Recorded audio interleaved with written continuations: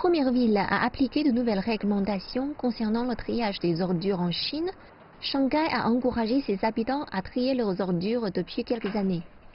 On divise les ordures en 4 catégories: déchets alimentaires ménagers, recyclables, dangereux et résiduels. Des formations au tri des ordures et des brochures sur la classification sont proposées par le comité du quartier dans les communautés. Des bénévoles sont sur place pour aider et vérifier si les habitants ont bien fait le tri. Nous proposons des formations au triage des ordures selon les âges et les caractéristiques des résidents. Nous avons rendu visite de temps en temps à des ménages pour échanger avec les habitants et leur parler du programme de récompense. Nous faisons d'abord le tri chez nous avant de les jeter. Nous insistons pour le faire pour avoir un meilleur environnement dans le quartier. Cela évite des gaspillages et l'épuisement des capacités de stockage dans les décharges. Auparavant, chaque immeuble résidentiel possédait des poubelles et les gens pouvaient jeter leurs ordures quand ils le souhaitaient. Mais maintenant, les résidents doivent apporter leurs déchets à un certain endroit déterminé à des heures spécifiques de la journée.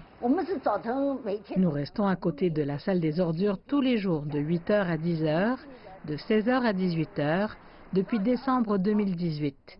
Nous vérifions s'il y a des déchets mélangés quand les habitants viennent les jeter.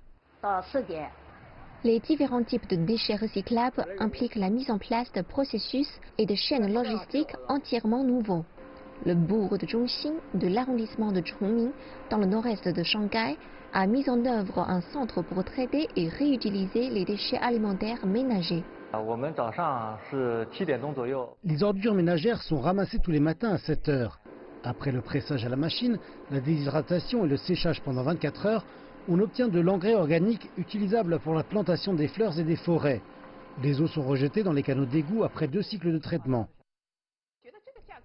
Il est possible de faire chez vous de l'engrais à partir de déchets de cuisine.